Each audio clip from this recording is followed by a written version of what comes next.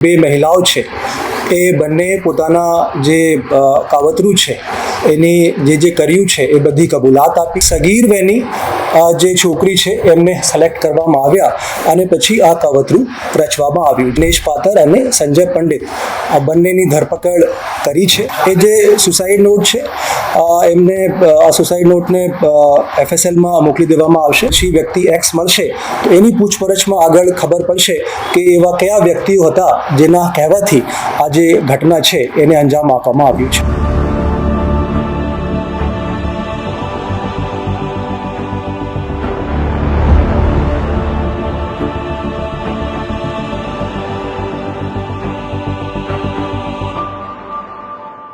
ગોંડલનો રીબડાનો ખૂબ ચર્ચિત કેસ એટલે અમિત ખૂટ આત્મહત્યા કેસ. આ કેસની અંદર રોજ નવા વળાંકો આવી રહ્યા છે અને પોલીસ તપાસની અંદર આજે ખૂબ મોટા ખુલાસા થયા છે. પીડિતાના વકીલ એવા દિનેશ પાતર અને સંજય પંડિત જે પીડિતાના વકીલ હતા એટલે કે અમિત ખૂટ સામે જેમને ફરિયાદ કરાવવા માટે મદદ કરી હતી એ જ ક્યાંક ને ક્યાંક આમાં આરોપીની ભૂમિકામાં છે. નમસ્કાર, આપ જોઈ રહ્યા છો ન્યૂઝ રૂમ. આપની સાથે છું કૃણાલ આહિર. ગોંડલની બાજુનું રીબડા અને રીબડાનો અમિત ખૂટ કેસ અત્યારે ખૂબ ચર્ચામાં છે. આ કેસના ભૂતકાળમાં જવું છે, 4-5 દિવસ પાછળ જવું છે. આ ઘટનાની અંદર કઈ રીતના અંજામ આપવામાં આવ્યો તેની પણ આજે વાત કરવી છે. આ બે યુવતી રાજકોટની અંદર રહે છે. એકનું નામ છે પૂજા રાજગોર અને જેમને ફરિયાદ કરી એક છે પીડિતા. આ પીડિતાને કોઈ દ્વારા મિસ્ટર એક્સ દ્વારા કહેવામાં આવ્યું કે તમારે આ વ્યક્તિને ફસાવવાનો છે. એ વ્યક્તિનું નામ હતું અમિત ખૂટ અને જો આ વ્યક્તિને તમે તેમની જાળમાં ફસાવી દેશો તો તમને ખૂબ વધારે રૂપિયા મળશે, તમારી લાઈફ સેટ થઈ જશે. અને પીડિતાને અને આ પૂજા રાજગોરને એવું પણ કહેવામાં આવ્યું હતું કે તમારે આની સાથે વાતચીત કરી અને આની સાથે દુષ્કર્મ એટલે કે તમારે શરીર સંબંધ બાંધવાનો છે. આવું કહેવામાં આવ્યું. ત્યારબાદ તેમને એવું પણ કહેવામાં આવ્યું કે આ બધું થઈ જાય પછી તમારા માટે 2 વકીલ પણ તૈયાર છે તમારો કેસ લડવા માટે. અને 2 વકીલ હતા દિનેશ પાતર અને સંજય પંડિત. થોડા દિવસ આ ગોઠવણી ચાલે છે અને બાદની અંદર એ પીડિતા અમિત ખૂટને ફસાવવામાં સફળ થાય છે. પણ બાદમાં જે વ્યક્તિ અમિત ખૂટ જોડે એ પીડિત યુવતી બનીને વાત કરતો હતો એ હતો મિસ્ટર એક્સ. અત્યારે પોલીસ ચોપડે તે ફરાર છે. પોલીસે તેમના ગતિમાન ચક્રો તેજ કરી દીધા છે અને તેમને શોધખોળમાં અત્યારે નવા ખુલાસાઓ પણ થઈ રહ્યા છે. હવે તેની સાથે સાથે જ હવે પીડિતા અને તેમની બહેનપણી એવી પૂજા રાજગોરનું પણ બયાન બદલાતા હવે 2 વકીલોની પણ આમાં ધરપકડ થઈ છે. આ વકીલોને પણ ખબર હતી કે હાની ટ્રેપમાં ફસાવાનો કેસ છે, અગાઉથી કાવતરું ઘડાયું છે, તેમ છતાંય આ પીડિતાના વકીલ બની અને અમિત ખૂટને ફસાવવામાં આ 2 વકીલનો પણ હાથ હતો. આવું રાજકોટ પોલીસના ચોપડે અત્યારે નોંધાઈ ચૂક્યું છે અને રાજકોટ SP હિમકરસિંહે એક પ્રેસ કોન્ફરન્સ બોલાવી અને પ્રેસ કોન્ફરન્સની અંદર જે મહત્વના ખુલાસાઓ પણ કર્યા છે અને જે બાજુ આ કેસની સોય વળી રહી છે એવા રીબડાના અનિરુદ્ધસિંહ રીબડા અને રાજદીપસિંહ જાડેજાને પણ હવે મુશ્કેલીમાં વધારો થઈ શકે છે. શું કહ્યું રાજકોટ ગ્રામ્યના SP હિમકરસિંહે એ પણ એકવાર સાંભળો. ગઈ તારીખ 5/5/25ના દિવસે અમિત ખૂટ નામના વ્યક્તિએ રીબડા ગામમાં પોતાની વાડીમાં ગળે ફાંસો ખાઈ આપઘાત કર્યો હતો. એમના ખિસ્સામાંથી એક સુસાઇડ નોટ મળી હતી જેમાં 4 લોકોના નામ હતા. તો ગોંડલ તાલુકા પોલીસ સ્ટેશનમાં તે સંબંધમાં ભારતીય ન્યાય સંહિતાની કલમ 108, 61(2) અને 54 મુજબ 4 વ્યક્તિઓ વિરુદ્ધ જેમનું નામ છે અનિરુદ્ધસિંહ જાડેજા, રાજદીપસિંહ જાડેજા, એક સગીર વેની છોકરી અને પૂજા રાજગોર, એ 4ના વિરુદ્ધમાં આ ફરિયાદ દાખલ કરવામાં આવી હતી. આમાં તુરત જ ASP સિમરન ભારદ્વાજની આગેવાની હેઠળ પોલીસની જુદી જુદી 5 ટીમો બનાવવામાં આવી અને આ કેસ ઉપર કામ શરૂ કરવામાં આવ્યું. 6મી તારીખે સવારે આજે 2 મહિલાઓ છે એમને ગોંડલ તાલુકા પોલીસ સ્ટેશનમાં લઈ જઈને તેમની સઘન પૂછપરછ શરૂ કરવામાં આવી. 6 કલાકની લાંબી પૂછપરછ પછી એ જે 2 મહિલાઓ છે એ બંને પોતાના જે કાવતરું છે એની જે કર્યું છે એ બધી કબૂલાત આપી. આમાં વિગત આ રીતની છે કે ગઈ તારીખ 2/5/25ના દિવસે રાજકોટ સિટીની હદમાં એક પોક્સો વિથ રેપની ફરિયાદ દાખલ થઈ હતી. તો આમાં 2 તારીખથી લગભગ 10 દિવસ પહેલાં એક એક્સ નામના વ્યક્તિ આ જે 2 મહિલાઓ છે એમને મળે છે અને એમનાથી વાત કરે છે કે એક વ્યક્તિને એવી રીતે ફસાવવાના છે, તમને પૈસા પણ મળશે, નોકરી પણ મળશે અને તમારી જે લાઈફ છે એ સેટ થઈ જશે.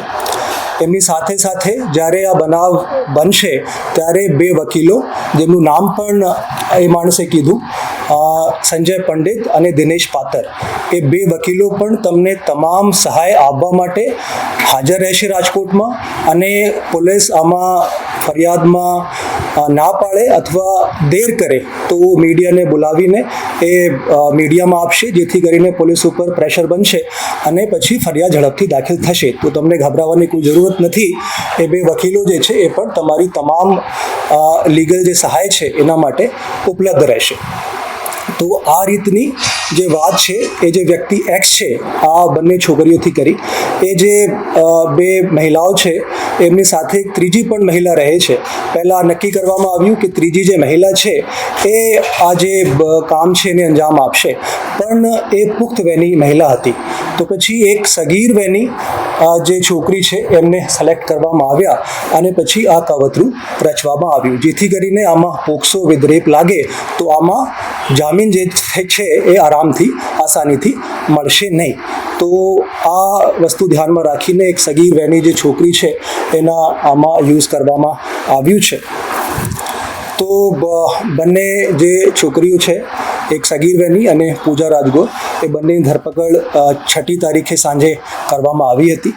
અને ગઈકાલે કોર્ટમાં પ્રોડ્યુસ કરતા જે સગીર વયની છોકરી છે એમને રિમાન્ડ હોમ વડોદરા ખાતે મોકલી દેવામાં આવ્યું છે અને પૂજા રાજગોરના રિમાન્ડ 2 દિવસના મંજૂર થયા છે. એના સિવાય ગઈકાલે અમે બંને જે વકીલો છે, દિનેશ પાતર અને સંજય પંડિત, આ બંનેની ધરપકડ કરી છે અને આ બંને વકીલોની જે પૂછપરછ છે અત્યારે ચાલુ છે. આજે સાંજે આ બંને વકીલોને કોર્ટમાં પ્રોડ્યુસ કરવામાં આવશે. આ જે બંને વકીલો છે એમના ગુનાહિત ઇતિહાસ પણ છે. સંજય પંડિત એ રાજકોટના રહેવાસી છે. એના વિરુદ્ધમાં એ ડિવિઝન રાજકોટ સિટીમાં એક રેપની ફરિયાદ દાખલ થઈ છે 2023માં. ગાંધીગ્રામ પોલીસ સ્ટેશનમાં રાજકોટ સિટીમાં 2019માં એક એટ્રોસિટી એક્ટ હેઠળ એમના વિરુદ્ધમાં ગુનો દાખલ થયો છે. ગાંધીગ્રામ પોલીસ સ્ટેશનમાં જ 2022માં એક ફોર્જરીના કેસ એમના વિરુદ્ધમાં દાખલ થયો છે અને એ ડિવિઝન રાજકોટ સિટીમાં એક એક્સટોર્શનના કેસ સંજય પંડિત વિરુદ્ધમાં વર્ષ 2019માં દાખલ થયો છે. દિનેશ પાતર એ ગોંડલના રહેવાસી છે. એમના વિરુદ્ધમાં 2021માં ગોંડલ સિટીમાં એક છેતરપિંડીના ગુના દાખલ કરવામાં આવ્યા છે. જૂનાગઢમાં મહિલા પોલીસ સ્ટેશનમાં 498A હેઠળ એક ગુનો દાખલ છે અને ગોંડલ સિટી પોલીસ સ્ટેશનમાં 2021માં એક મારામારીની ફરિયાદ આ દિનેશ પાતર વિરુદ્ધમાં દાખલ થઈ છે. સર, જે એક્સની વાત આવે છે, એક્સનું ડિટેલ્સ સામે આવી છે કે હજી પોલીસ તપાસના કારણે કોઈ ખાસ આ જે ષડયંત્ર રચ્યું છે આમાં એક્સનું એક ઇમ્પોર્ટન્ટ યોગદાન છે. એ વ્યક્તિ પૂજા રાજગોરના સંપર્કમાં છેલ્લા 1 વર્ષથી છે, એમને ઓળખે છે અને કેમ કે એમની ધરપકડ બાકી છે એના લીધે અમે એના નામ જે છે એ ડિસ્ક્લોઝ કર્યા નથી. સર, અનિરુદ્ધસિંહ અને રાજદીપસિંહ આ બંનેનો રોલ શું છે? એમાં તપાસ અમારી ચાલુ છે.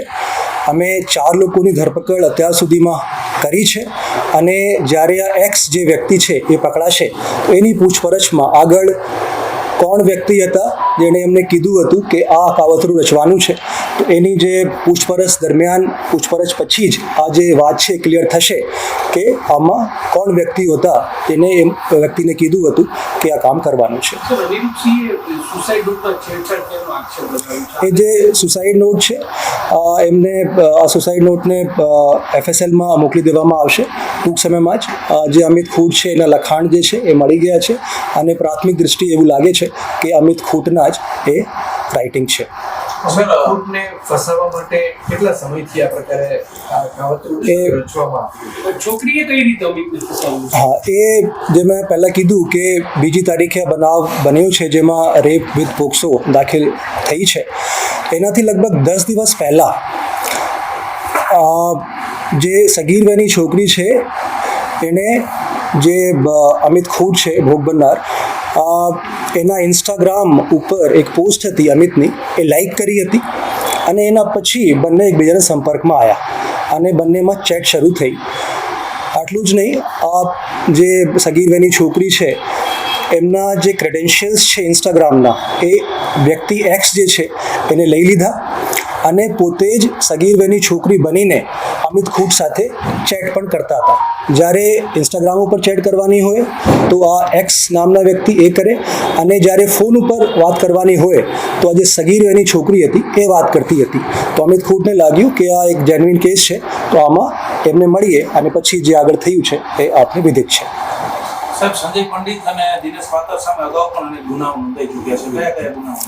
એ મેં મેન્શન પહેલાં કરી દીધું છે. આમાં કોઈ કથિત પત્રકારોની ભૂમિકા કે એવું કંઈ સામે આવ્યું છે? એમાં અમારી તપાસ ચાલુ છે. અત્યાર સુધીમાં અમારા ધ્યાન ઉપર નથી, પણ જો કોઈ એવી ભૂમિકા કોઈ પણ વ્યક્તિની સામે આવશે તો મીડિયા સમક્ષ રજૂ કરવામાં આવશે. રાજદીપસિંહને લઈને કોઈ તપાસ અત્યાર સુધીમાં કરવામાં આવી છે? કે અમે પ્રોફેશનલી આમાં આગળ વધી રહ્યા છીએ. જે મેં પહેલાં કીધું કે 4 વ્યક્તિની ધરપકડ થઈ છે અને પછી વ્યક્તિ એક્સ મળશે તો એની પૂછપરછમાં આગળ ખબર પડશે કે એવા કયા વ્યક્તિઓ હતા જેના કહેવાથી આ જે ઘટના છે એને અંજામ આપવામાં આવ્યું છે.